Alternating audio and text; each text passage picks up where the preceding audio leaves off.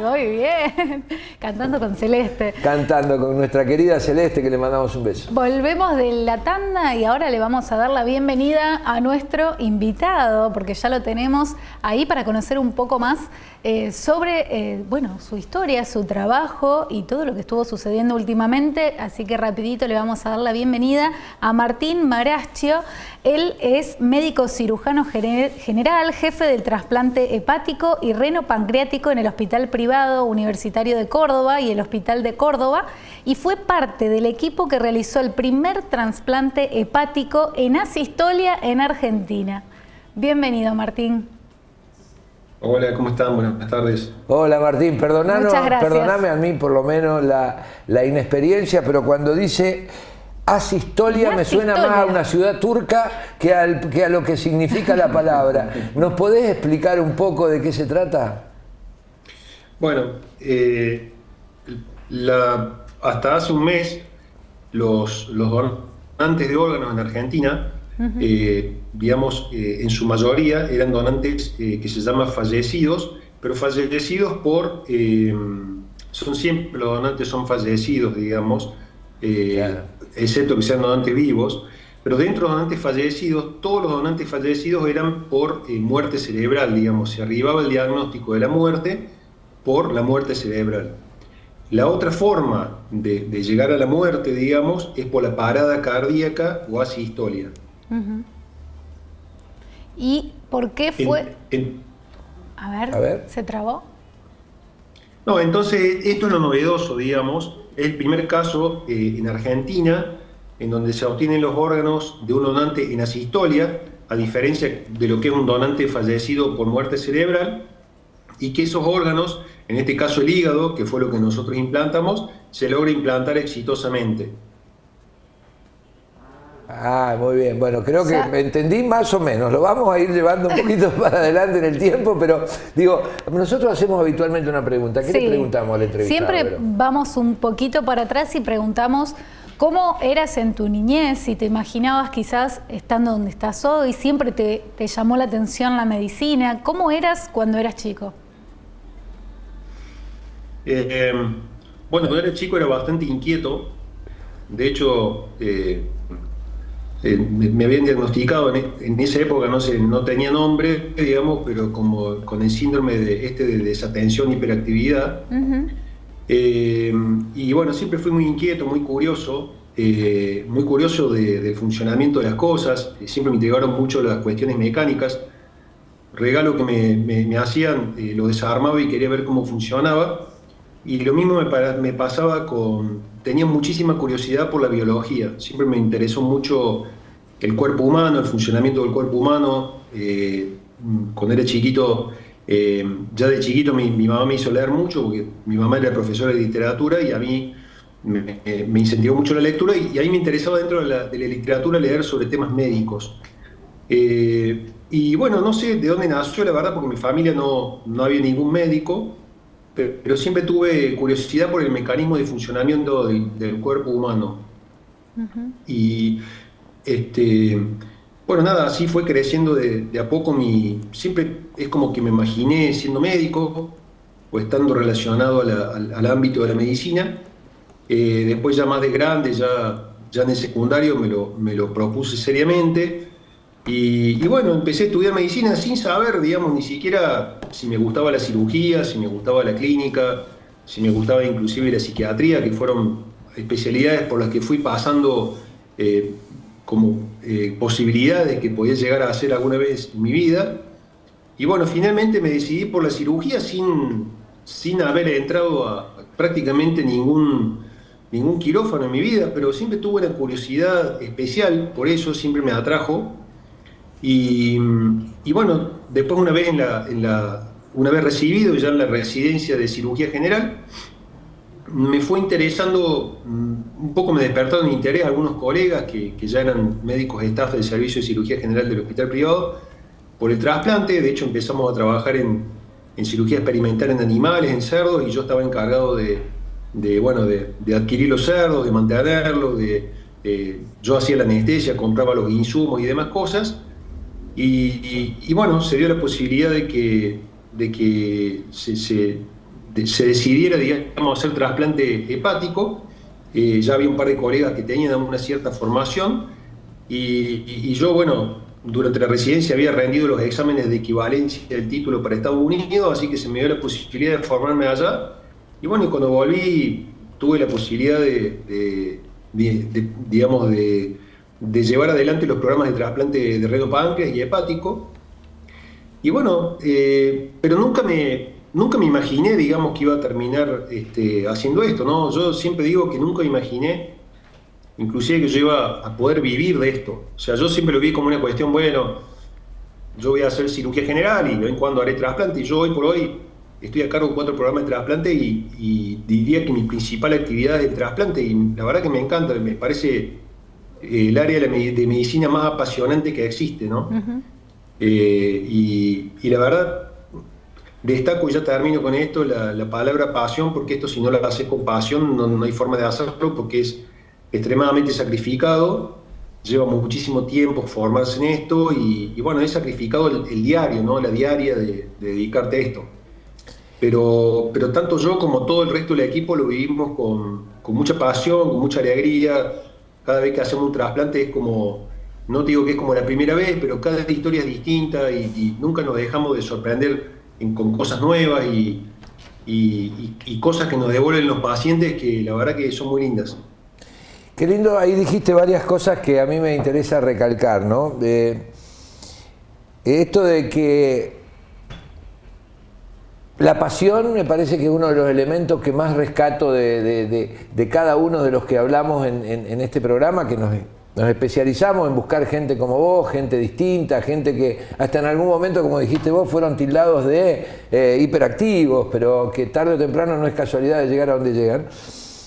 ¿Cuál es el vínculo que hay en el trasplante? Siempre está el INCUCAI, esto porque tuvimos grupos del INCUCAI que hablaban con nosotros, cómo era el transporte, y la otra parte, la imprevisibilidad del trasplante, porque el donante no está disponible en un supermercado, ¿no? Digamos, no hay horarios, no hay tiempos. Esas son dos cosas, el INCUCAI y la imprevisibilidad. El INCUCAI es el que regula toda la actividad de trasplante en la Argentina y sí está involucrado en todos, absolutamente todos los trasplantes, sean de donante fallecido o de donante vivo. Claro. El INCUCAI, quiero destacar, es la institución de trasplante, diría yo, más importante de Latinoamérica, en el sentido de la organización que tiene y cómo llevan adelante todas las políticas relacionadas a la donación de órganos y el trasplante, y cómo se registra toda la actividad del trasplante. Digamos, el sistema que tiene de registro de actividad de trasplante en INCUCAI se llama Sintra, es un digamos, registro online, en tiempo real, de toda la actividad trasplantológica que involucra tanto la donación de órganos como el implante de esos órganos, y esa información es abierta. Entonces, no solamente que es, digamos, totalmente controlada y auditada constantemente por los mismos centros de trasplante, por el INCUCAI, sino que los distintos centros de trasplante pueden mirar qué está haciendo el otro. Y la gente misma, si entra al Sintra, se escribe S-I-N-T-R-A, Sintra INCUCAI, tienen que buscarlo así, porque Sintra hay una ciudad de Portugal que se llama Sintra, lo voy a llevar a cualquier lado, si no, y es la realidad. Y pueden buscar información sobre trasplante estadística, o sea, qué sé yo, cuántos pacientes en lista de espera, cuál es el tiempo medio de lista de espera, qué número de trasplantes se hace al año de distintos tipos de trasplante en la Argentina, qué tasa de donación por millón por año hay. Es muy transparente y muy abierto, y eso inclusive el INCUCAI ha sido premiado en forma internacional por este sistema que tiene. O sea que el sistema es altamente controlado, altamente regulado y altamente confiable. Esto lo quiero decir porque mucha gente, cuando hablamos del trasplante de órganos, piensa que la donación, atrás de la donación hay un negocio, hay un tráfico de órganos, y esto es imposible, literalmente imposible. No digo en todos los países del mundo, porque en algunos países del mundo existe el tráfico de órganos, en un sentido que no es el sentido que se figura la gente, que te van a sacar un órgano en una habitación y te dejan en una bañera sin los riñones, sino en otro sentido. Pero en Argentina esto es realmente imposible. porque está, vuelvo a decir, altamente regulado por INCUCAI por la complejidad que implica tanto una ablación de un órgano como un implante. Sí. Y porque, digamos, hay un constante seguimiento, digamos, de parte de INCUCAI de todo lo relacionado al trasplante y un constante control. O sea que es, en la Argentina al menos, vuelvo a decir, es imposible que haya tráfico de órganos. O sea que el INCUCAI está involucrado en absolutamente todo. No recuerdo la otra pregunta. La otra pregunta era lo intrascendente, pero lo imprevisible, perdón, intrascendente iba a decir. Mirá, me traicionaron algunas otras preguntas que tengo en la cabeza. Pero digo, primero, déjame antes de contestarme la imprevisibilidad de todos estos hechos y los tiempos que le tenés que dedicar. Sí, no existen sábado, domingo, feriado. Déjame decirte que te agradezco profundamente con la claridad que hablaste de algo que se manosea en los medios, como es la venta de órganos, todas estas cosas.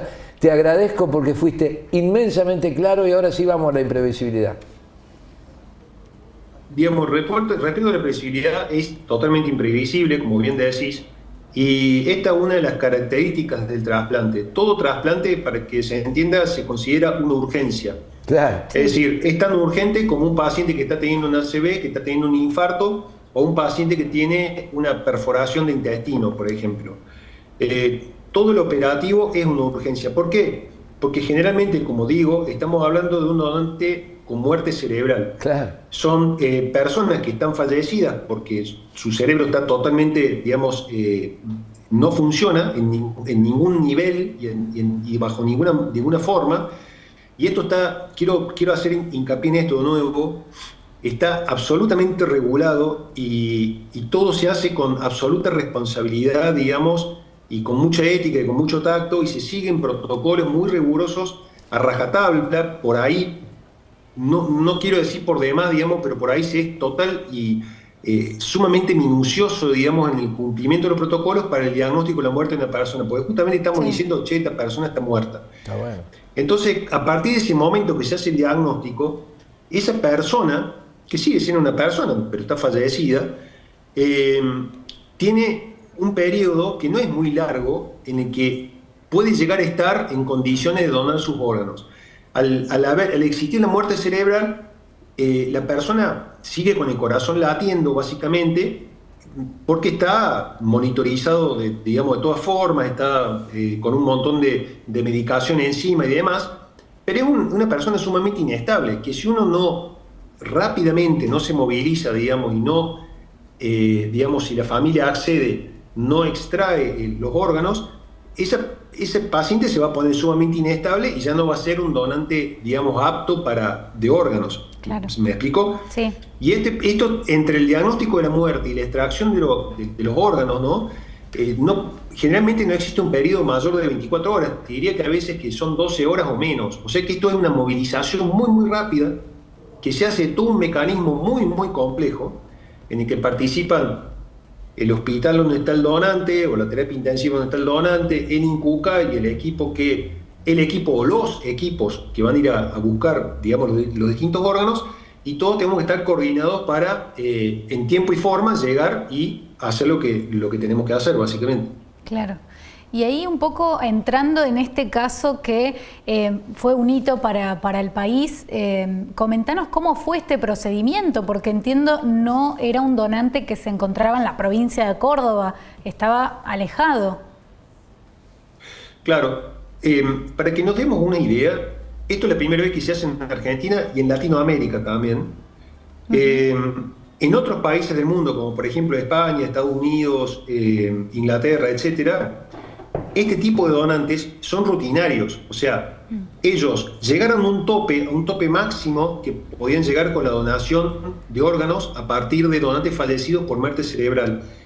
Y ya llegaron al tope de la cantidad de órganos que podían obtener de donantes vivos. Entonces se dijeron, ¿qué más podemos hacer? Entonces se empezó a explorar esta otra área, que son de los donantes fallecidos por parada cardíaca o parada circulatoria o asistolia. Entonces, para que nos demos una idea, en España, que tiene la tasa mayor de donación de órganos del mundo, hace 10 o 12 años estaba alrededor de 32, 33, 34 donantes por millón por año. Actualmente a partir de que se fue implementando cada vez más la extracción de órganos de donantes fallecidos por parada circulatoria, llegaron a una tasa de donación de 50 donantes por millón por año, y en algunas áreas de España es más de 50. Quiere decir que si uno tiene, digamos, aceitado el mecanismo, que es complejo, por el cual se pueden, digamos, obtener órganos a partir de este tipo de donantes fallecidos, puede aumentar muchísimo la tasa de donación. O sea, en Inglaterra pasó lo mismo, en Estados Unidos lo mismo. En Estados Unidos tenía una tasa de donación que no se movía de 22, 23, 24 y hoy superan 30 fácilmente. Claro. Y es a partir de los donantes, digamos, fallecidos con parada circulatoria. Entonces, esto abre una puerta muy grande en Argentina, porque hasta ahora se habían hecho un par de operativos de este tipo, pero nunca se habían extraído los órganos. ¿Por qué? Justamente porque no había experiencia, porque había un montón de conocimientos que no teníamos, y como que nadie se animaba a avanzar con este tema. Nosotros teníamos un paciente en una situación que necesitaba un órgano, que sabíamos que si no obteníamos un órgano, de alguna forma este paciente no iba a llegar a un trasplante a buen puerto. Entonces hicimos, digamos, la polinómica en la que hay que sumar un montón de información del paciente, del receptor, del donante y demás, y dijimos, este es el caso para este paciente nuestro. Y bueno, avanzamos con esto y lo pudimos realizar. Ahora, Genio, contanos un poquito el gol, ¿no? Digamos, si fueras un deportista te diríamos cómo lo hiciste, digamos, ¿cómo fue el procedimiento? Contanos, digamos, porque parece tan simple contado por vos, pero digo, ¿cuánto hubo atrás de todo esto? Porque ¿cuánto dura un cuerpo fallecido teóricamente? Quiere decir que hay como una sobrevida del órgano, me parece entender, y que en ese tiempo hay que hacer todos esos análisis que vos dijiste. ¿Y dónde estaba el paciente?, preguntaba Vero. Claro, el donante. Mirá, el paciente... El donante, claro, sí, perdón. Era un donante. El donante estaba en Tucumán. La dinámica de esto es la siguiente. El donante es un paciente, en este caso en particular, o en este caso de donantes a comparar circulatorias, son pacientes que han tenido un daño cerebral masivo, del cual no se van a recuperar, del cual van a morir muy pronto, o van a quedar en un coma permanente, o van a quedar en un estado vegetativo extremo y muy limitado, muy limitante. Entonces se habla con la familia y se pide, como se pide en muchas otras circunstancias, no es que se pide, se le propone a la familia hacer la interrupción del soporte vital, que se llama. Claro. O sea, a ver, por este paciente no podemos hacer más nada, no vamos a avanzar, nos estamos encarnizando terapéuticamente con este paciente, que es un concepto ético muy importante. ¿Cuánto tenemos para hablar de eso, no? ¿Cuánto hay para hablar de eso también? Creo que vamos a hacer un programa. Tema aparte y bueno, hay mucha gente muy bien formada y que les puede hablar del aspecto ético de esto, pero está muy bien estudiado el tema. De hecho, está reglamentado en Argentina esto. Y te diría que estamos hablando hasta de una muerte digna, digamos, ¿no? Claro, claro. Entonces, se propone la familia, y si la familia accede, lo que se hace es, en forma controlada, que la persona esta se le retira el soporte vital, la persona cesa con la función cardíaca, digamos, la función circulatoria, y a partir de eso se pone en intervención una serie de mecanismos que permiten que esos órganos se preserven, digamos, hasta que uno puede extraerlos e implantarlos de nuevo. Espero que se haya entendido, pero es un tipo de donante que se llama donante en parada circulatoria controlada. No es una persona que... No aplica para un infarto masivo, digamos, no aplica. Y no es una persona que se murió en la casa y que lo traen de la calle, o un paciente, como decís vos, que a lo mejor está internado o está en la guardia y hizo un infarto y se murió en ese momento. No. Claro. Esto es algo totalmente controlado. Claro, es más, fue armado. A mí me llamaron del equipo de ablación, del equipo de donación de Tucumán, que los conozco perfectamente porque, por otro lado, lo que hacemos trasplantes son muy pocos y nos conocemos todos. Sé que son gente sumamente seria y que venían trabajando en esto. Esto no es que lo hicimos de la nada, improvisado. Ellos ya tenían todo un protocolo con el que trabajar. Ya habían hecho un par de veces este operativo, pero que nunca se había podido concretar. Me llaman un viernes a la tarde, empezamos a intercambiar información, empezamos nosotros a averiguar qué pacientes teníamos en lista que podían ser, digamos, receptores de este órgano. Me contaron todo lo del donante y dijimos, bueno, vamos adelante, lo vamos a aceptar. Esto se programó para el día siguiente. Acordémonos que un paciente que todavía está con sus funciones, digamos, vitales preservadas, digamos, obviamente con un montón digamos, de tecnología médica encima y demás para poder mantenerlo en esas condiciones, se programó para el día siguiente porque este es un procedimiento muy complejo en el que hay que acoplar muy bien lo que es la ablación del órgano con el implante del órgano. Acá el tiempo nos corre en contra, entonces tenemos que coordinar todo muy bien para que los tiempos, por ejemplo, el tiempo en que el órgano está fuera del cuerpo hasta que se vuelve a implantar no puede ser mayor a 6 horas, tiene que ser lo más cercano a las 4 horas. Entonces imagínate que ir a buscar a Tucumán un órgano, venir y poder implantarlo en tiempo y forma, es muy complejo. Sí. Por otro lado, el protocolo que se aplica para estos donantes es complejo porque hay que tener un control absoluto de la situación, se hacen muchos controles paramétricos y fisiológicos durante el proceso de fallecimiento de este paciente, que es cuando se produce el paro cardíaco, y se pone en funcionamiento toda una maquinaria que sirve para, a partir de qué momento el paciente hizo el paro, seguir circulando la sangre oxigenada y normotérmica en una determinada región del cuerpo, que es donde están los órganos abdominales, que es lo que uno va a sacar. A partir de eso, como digo, se hacen distintos controles intraoperatorios, postoperatorios y demás, y si cumple con todos los parámetros y los protocolos, se extrae el órgano y se implanta, ¿sí? Es bastante más complejo que lo que es extracción de órganos de un donante con muerte cerebral, ¿sí? Que por otro lado, es a lo que estamos habituados. Esto era algo totalmente nuevo, claro, que si bien aplicamos protocolos que ya se aplican en España, en Barcelona puntualmente, era la primera vez que lo aplicábamos, digamos, nosotros, ¿no? O al menos que nosotros íbamos a implantar un órgano de esas características. Esto, vuelvo a decir, hay información súper publicada, súper probada, pero bueno, una cosa es tener mucha experiencia en trasplante, tener mucha experiencia en ablación, haber leído mucho, haber visto mucho, y otra cosa es aplicarlo por primera vez. Claro. Esto es lo muy novedoso del caso, digamos. Y hoy el paciente, como para ir cerrando, ya tiene el alta, se recuperó. Sí, el paciente se recuperó perfecto, estuvo una semana internado solamente. Un hecho a destacar que el receptor de este órgano está en un programa de trasplante en la parte pública, que es el Hospital Córdoba, del que yo soy jefe, y el donante también se hizo en la parte pública, o sea, en el Hospital Padilla. Somos los dos hospitales públicos, donde se hizo la ablación y la donación, el proceso de donación y ablación, y donde se hizo el implante. Importante. Muy importante, pero digamos, no es muy importante porque es muy importante. Habla un poco de la... Y yo siempre lo digo, y lo digo con mucho orgullo. Yo he trabajado la mayor parte de mi vida, casi toda mi vida, en la parte privada, y hace 4 años que estoy trabajando con un equipo grande de gente ahí en el Hospital Córdoba. Y la verdad que las cosas se hacen exactamente de la misma manera, tanto la inscripción de los pacientes, el seguimiento, los trasplantes y demás, que lo hacemos en la parte privada, no es distinto. Y esto, que es un procedimiento súper complejo, que habitualmente estos donantes y receptores se ablacionan y se implantan en el mismo hospital. Vos imaginate lo que es que haya sucedido en Tucumán y nosotros hacer el implante en Córdoba, pero así todo se pudo hacer. El paciente estuvo internado una semana, y a la semana ya se fue de alta. Ya lo controlamos 2 veces por consultorio, está muy bien, excelente.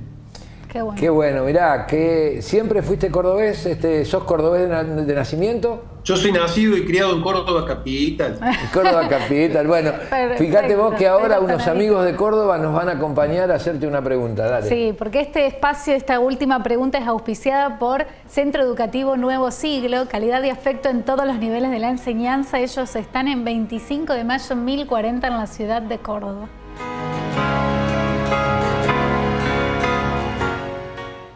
Bueno, y mientras le mandamos un saludo a la familia Carbó, los propietarios de esa escuela, creemos profundamente en la educación y en la salud pública, profundamente, sabiendo que valoramos todo esto de la educación y la salud privada. No somos contestatarios uno de otro, pero sí entendemos que en la educación pública y en la salud pública hay grandes valores y grandes posibilidades. Simplemente un comentario mío de editorial, pero para avalar lo que acabas de decir. Adelante. Sí, y ahora en este espacio le preguntamos a cada uno de nuestros invitados por un concepto que intentamos descifrar o complementar en esta temporada, ¿qué es el éxito para vos? ¡Ay, qué pregunta! Es compleja. Y bueno, vos lo dijiste bien, ¿qué es el éxito para mí? Yo creo que el éxito es distinto para cada persona, ¿no? Por eso preguntamos después te explico por qué te la preguntamos, dale. Mira, depende del éxito en qué nivel estés hablando, si estás hablando del éxito profesional, si estás hablando del éxito personal y demás. Creo que uno se siente exitoso cuando se siente realizado de alguna manera. ¿Y qué es sentirse realizado? Y bueno, es hacer todo lo que siempre vos soñaste hacer, poder hacerlo bien, poder hacerlo con las personas que te gusta hacerlo y cómo a vos te gusta hacerlo. Creo que básicamente el éxito yo lo considero eso. Y no hablo del éxito económico, creo que el éxito económico puede o no estar de la mano con el éxito de uno del punto de vista profesional y personal, pero creo que es mucho más importante y la poca experiencia que tengo en la vida me ha llegado a ver que el éxito pasa por otro lado, por el lugar ese que te digo de la autorrealización. Me parece que es el máximo éxito que nos podemos llevar, ¿no? Qué lindo, mirá, bueno, permitime que te cuente entonces que aquí a mi izquierda y a mi derecha hay 2 libros, porque entendemos que nuestro programa ya tiene 4 temporadas, pero más de 6 años, porque no alcanzamos a dar la vuelta a cada palabra en un año. En el primer libro, el azul, definimos lo que era la palabra desarrollo. En el segundo hablamos del compromiso. El tercero, que ya se está publicando, de tapa amarilla, hablamos del crecimiento. Y te decía que vos vas a formar parte seguramente de nuestro 4.º libro, porque son palabras que cada uno siente distinto y que hay que entender que hay concepciones del éxito, del desarrollo, del crecimiento y del compromiso que son individuales de cada uno. Y esto, la verdad que lo venimos llevando ya hace 7 años y bueno, serás parte de nuestro próximo libro, que sí, no sabemos el color. Así es. Me gustaría poder leerlo. Sí, te vamos a hacer llegar también algunos. Es más, aquí solo si levantás la mano te mandamos los 2 que ya tenemos. Sí. O sea, es parte de nuestro axioma con la gente, cada uno de los entrevistados, ni hablar, y todos los que nos siguen en las redes y en todos lados compartimos, están para eso, son para compartir, porque queremos que la gente se vea parte del libro, pero además vea qué piensa la gente de determinados temas. Excelente, me parece súper interesante y muy constructivo, buenísimo, lo felicito. Sí, bueno, pero nos quedamos así de chiquito con vos, ¿no? Gracias, amigo, un abrazo grande, fue muy emocionante. Por favor, tu relato. Hasta la próxima. Hasta siempre. Chao, hasta la próxima, gracias. Hasta luego, hasta luego. ¡Wow! Nos vamos. Sí, vamos a una pausa y bueno, enseguida seguimos con más agregándole valor a la vida.